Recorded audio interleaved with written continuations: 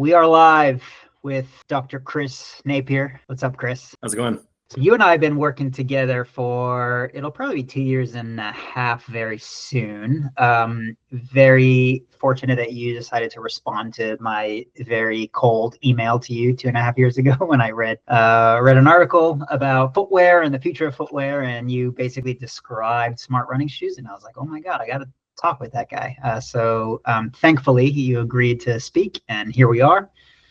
So wanted to spend today going into some detail around some fun concepts for runners, some new concepts for runners, but I would love to start by asking you to introduce yourself. Well, so my name is Chris Napier, and I am an assistant professor at Simon Fraser University in Vancouver, Canada. And I'm also a physical therapist. And so I work clinically still 1 day a week with runners only. And so I see sort of everything from novice recreational runners right up to sort of national team athletes, and also work with the Canadian national team as well. And my research is really focused on using biomechanics and wearable technology to understand training loads and injury risks for runners, and ways that we can use that technology to lower those risks and optimize training. So very much in line with what Avelo's trying to do. Yes, pretty spot on with what we're trying to do. So on that note, let's just dive right into some of the concepts that we want to talk about today. So this concept of mechanical load. Let's get your take on, first of all, what is mechanical load? How would you describe it? And second part of that question is, why does it matter? Mechanical load refers to the forces that our bodies experience during running. So the stresses on the individual joints or the bones, muscles, and the tendons. And it matters because those forces can either be positive in shaping how we adapt to those stresses and become stronger, or they can be part of why we get injured if we don't have the adaptation to be able to tolerate those mechanical loads. It's important because we have to, to be able to monitor those mechanical loads is likely the sort of like the key to preventing injury and in optimizing performance. Now, you wrote an amazing paper several years ago that I've read several times, titled with a few other authors, titled "Moving Beyond Weekly Distance: Optimizing Quantification of Training Load in Runners." And in that paper, you all discussed the potential shortcomings of using mileage alone in monitoring and tracking training. So can you talk a little bit about why mileage alone is not a sufficient way to monitor training load? Yeah, so shout out to my co-authors on that, Max Paquette, who led that paper, and Trent Stellingworth and Rich Willey as well. It was really sort of because all of us are very much involved, not only in research around running, but in working with runners, either clinically or through coaching. And there was a common frustration in that mileage, how much you run, on average, usually quantified over a weekly training cycle, is the one metric that runners can always report, and it's the metric that is prescribed most often by coaches. Not always mileage, sometimes it's duration, so time, but essentially sort of quantifying a similar aspect of training. And the problem is it doesn't reflect the intensity of the exercise. It doesn't reflect the individual's biomechanics, which change across individuals, but also within individuals, depending on how tired they are that day, or how they're feeling, or if they have an injury they're carrying. And it doesn't reflect the tissue specific stresses of running. Two runners that might have like the same mileage might experience significantly different mechanical loads, and that could be due to variations in their running speed, their biomechanics, or the terrain they're running on. Within a runner, if you're to, for instance, rapidly add speed work to your training or hill running, even if your mileage remains constant that week, that can disproportionately, increase your injury risk or affect your training status, because those activities can amplify the loading on certain tissues like the Achilles tendon, for instance. Many of us use mileage because it's so easily accessible and we're tracking it anyways. I know that I, in the past, have also tried to follow, guidelines that are pretty well published and established, at least, common advice given around, how much to increase training and, don't increase weekly mileage by more than 10%. Mm-hmm. And, I found in my own training that even when I follow those guidelines, I found myself in the past getting into trouble.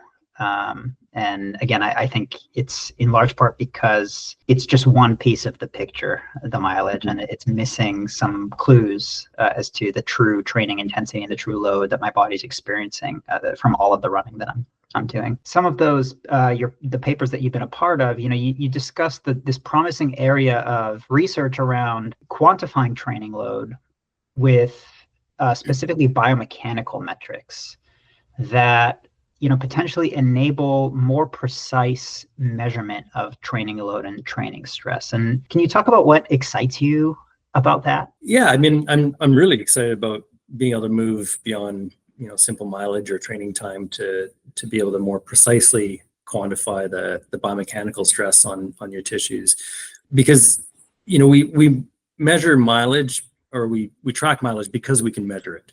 Right. So our watches will tell us how far we ran or how long we ran for.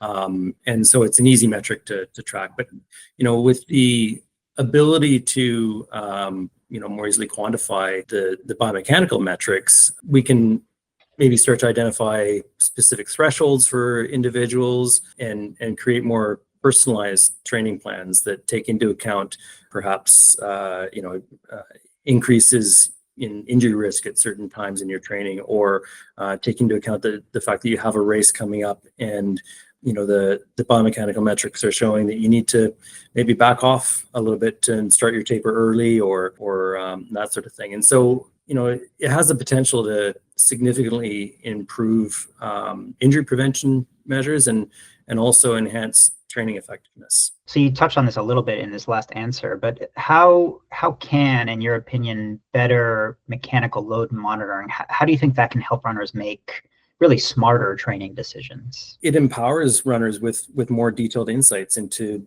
how they're individually responding to their training. We can perhaps identify when specific tissues might be at increased risk of being overloaded. We can, do that proactively before maybe they know that it's happening, before they're experiencing pain. That can allow them to then proactively adjust their workouts and potentially avoid getting injured. The sort of real-time, in quotation mark, sort of feedback can facilitate smarter training decisions. It can balance their workloads more effectively, again, to optimize their performance. One of the things that you and I talked about early on when we first started working together, and it was kind of a new concept for me, was this relationship that exists, this actually non-linear relationship that exists. And I remember you showing me some really nice charts that try to drive this point home. But there is this non-linear relationship between the scientific term of load magnitude, and in the scientific papers that have been published, it's really defined as the cycles to failure, but really around injury risk, right? So I think this is a really important point. It was for me to learn, and after I learned it, it makes a lot of sense, and it's influenced how I think about my training and the decisions I'm making around my training and how I'm increasing intensity and the effect that has on my performance and also my risk of injury. So I'd love for you to talk a little bit about that, the importance of that nonlinear relationship. Brent Edwards at University of Calgary has some great papers on this, and I think probably the graph or figure you're talking about is one of the ones from one of his papers. Yeah.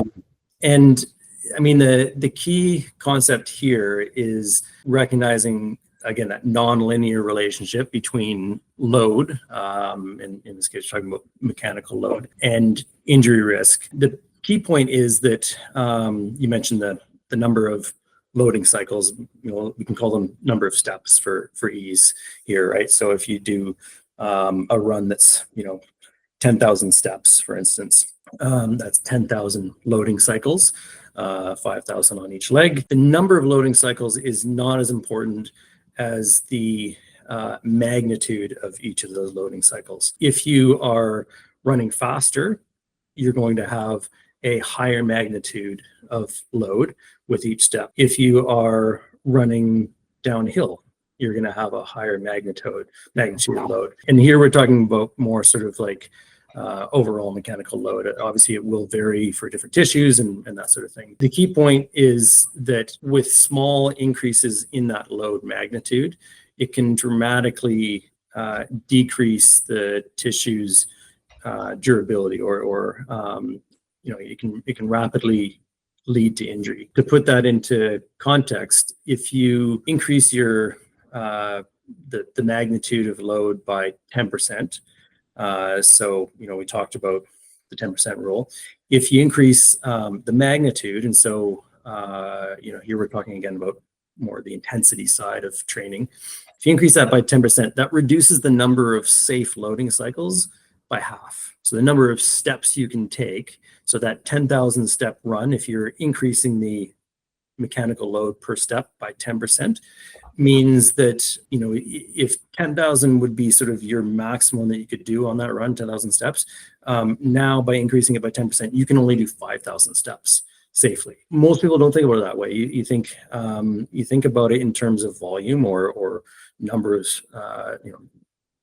miles or number of steps, and less about the intensity, and assume that the intensity has a similar sort of relationship as the number of cycles. So understanding that concept can help runners avoid these sudden training spikes, where they're not really perceived as training spikes because they didn't change their mileage much, but they might have increased their intensities a little bit, and that results in a much bigger stress. And then it also kind of allows for a safer, more progressive overload that promotes adaptation without getting injured. I can't stress enough how important this was for me to learn, and I think there's a common trap that a lot of runners also fall into, which is sometimes unintentional, where you do a run with a specific purpose, maybe an easy run or a recovery run, and you do it just a little bit faster than maybe you should have, or even a workout, right? Maybe you're running with friends, or maybe you feel really good that day, or it's a nice cool day, or it's early morning or whatever, right? And all of a sudden that intensity or the load magnitude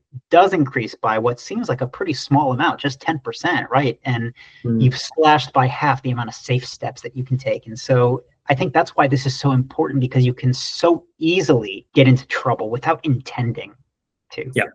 Yeah, exactly. And it's a hard thing to measure, because most of the time we're measuring intensity by sort of looking at things like pace, or looking at heart rate, for instance, and those aren't really quantifying that mechanical stress. There was an article that was published a few years ago, and it's actually why I reached out to you in the first place, where the article was about advancements and innovation in running shoes. And you had a great quote in there saying that, rather than designing shoes specifically for the purpose of preventing injury, it may be better altogether to use technology and the way you said this really struck a chord with me, to provide feedback back to the runner that we kind of lost when we started wrapping our shoes in these highly cushioned, very high stack running shoes, and in a way that could also give us feedback as the runner to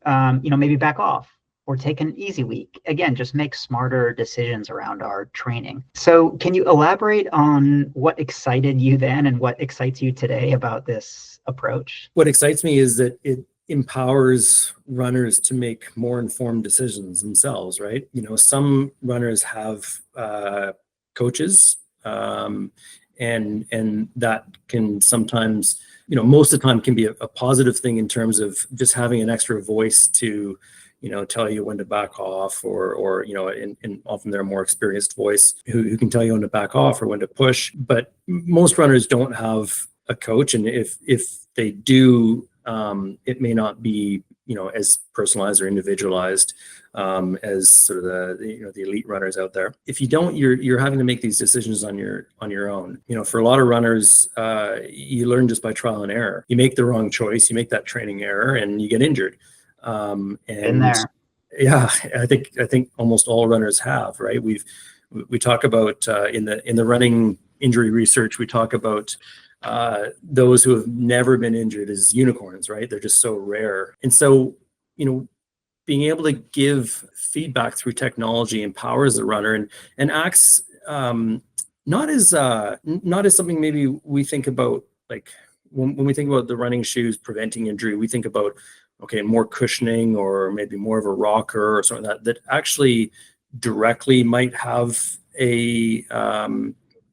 an effect on preventing injury. This is a more indirect approach in that it acts as a decision support system, right? So it provides objective information about your run and how your body experienced that run. You can then make more informed decisions based on that objective information. And so I think that's what really excites me, is that it's a tool that not only I feel can help runners prevent injury, but it also educates runners on how to learn how to be safer and how to optimize their training without getting injured, so they don't have to learn by messing up and getting injured. And so I think that's where I'm most excited about it. And I think we're getting to a point where this is possible, and this is sort of what my research is aiming to do as well. And the fact that we can kind of roll it out to a mass audience is also exciting, because there's not enough great experienced coaches out there for everyone, right? But this is an opportunity to access novice and experienced runners alike. You also introduced me to this concept of decision support system, and I think it's a really important concept to emphasize, which is that, of course, technology can provide lots of insight and lots of information. Ultimately, it's on the individual, on the human, to make the decision, and we cannot rely exclusively on technology to make decisions for us. Technology will not have all of the context about you, about your life. Over time, it will absolutely get smarter. There's no question about that. But ultimately, this concept of decision support system is one that also really struck a chord with me. Like, yeah, why wouldn't I want more information, more knowledge, so that I can make smarter decisions, the best decisions that I can make for me? And so I think that's a really helpful framing for, honestly, a lot of technology that we use today to improve our health, improve our performance, is give me more information, obviously provide me with some guidance, and allow me and help me and empower me to make smarter decisions. One analogy that a lot of people would understand is the technology that's available in a lot of the modern cars that we drive, Yep. where you will get a warning if a pedestrian suddenly walks out in front of the car, and you'll get beeping and flashing lights, and potentially the brakes will slam on as well. But you also have the ability to override that, because again, maybe in this case, it's not a pedestrian, but it's you have to swerve out of oncoming traffic or something like that, and so you have the ability to make that decision still, but it's aiding your decision. Makes a lot of sense. So you and I have talked a lot in the last 2 years about the exciting potential to also conduct better research using technology outside of the lab. Can you talk a little bit about how this technology can help us get potentially some more answers about the mechanisms behind both running injury and also running performance? Running research in the past has sort of been either survey based in the sort of epidemiological studies, which can reach large groups of people. So, some of the most common or most famous studies actually were conducted here in Vancouver by Dr. Jack Ponton, and on the Sun Run, the Vancouver Sun Run, which is actually, it's coming up this weekend here in Vancouver. Oh, I didn't know that. over 50,000 runners participating in that, and a huge amount of that group is a novice running population. And so some of the largest studies on running injury epidemiology were conducted in part with the Vancouver Sun Run. And those are studies of, about 3,000 people, which is very large by running standards. But they're also surveys. So it's, there's a lot of problems with survey research. You're asking people to sort of self-report things, sometimes self-diagnose and that sort of thing. And so it comes with a lot of caveats. And then on the other side, we've got biomechanical studies where we, bring people into a lab and we measure all kinds of things like joint angles and forces and moments. And then maybe we follow them for a series of weeks training for a race and see who gets injured and make a number of assumptions about, why they got injured, essentially saying that, well, they must have gotten injured 11 weeks later because they were running this way on a treadmill in a lab environment while we were all standing there watching them, 11 weeks earlier. And so there's obviously problems with that. And another problem with that is that that's very time consuming research. So when someone comes into the lab, it can be an hour or 2 hours per person to do a full assessment like that. And so you just can't do studies on large groups. Most of those studies are about 20 to 30 individuals. So what excites me about this technology is that not only can we access large groups of runners, but we can follow them beyond just that one baseline run they do. We can follow them on every run, and we can follow them right up to the point that they get injured or that they, complete a race successfully. And so that allows us to really better understand why some people get injured and why some people don't. I'm really excited about this angle and this potential, obviously, for us and for just in general. The more we can make technology accessible outside of a lab environment, in our usual training environments, in our everyday life, I think there's so much potential to learn more, not just about injury, about performance, but about health in general. So I'm very excited about that. Last question for you. I'd like to hear what excites you most about Avelo. It's kind of that last point for me is bridging the gap between lab-based research and real world running, bringing the lab to the runner and, following them on the roads or the trails, up hills, down hills, on recovery runs versus workouts, and really getting like that continuous, detailed biomechanical data collection in those natural running conditions. I think, the amount of information that we're going to get from that and that will allow us to, better understand,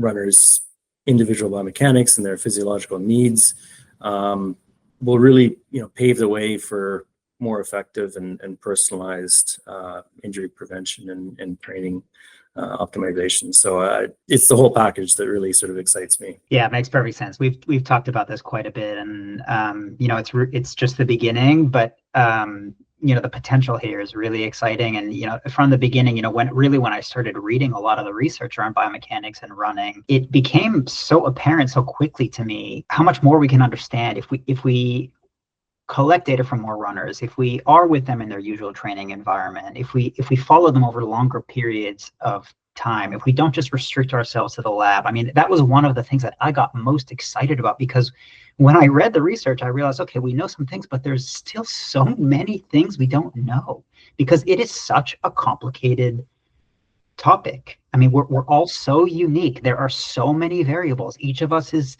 so different. Our environments are so different. So I'm really excited about this, and I'm really excited to work with you and with other members of the research community to learn more about running performance and running related injuries, and then hopefully, give back some insight to the running community about these topics. I'm really excited to see where this goes. Thank you, Chris.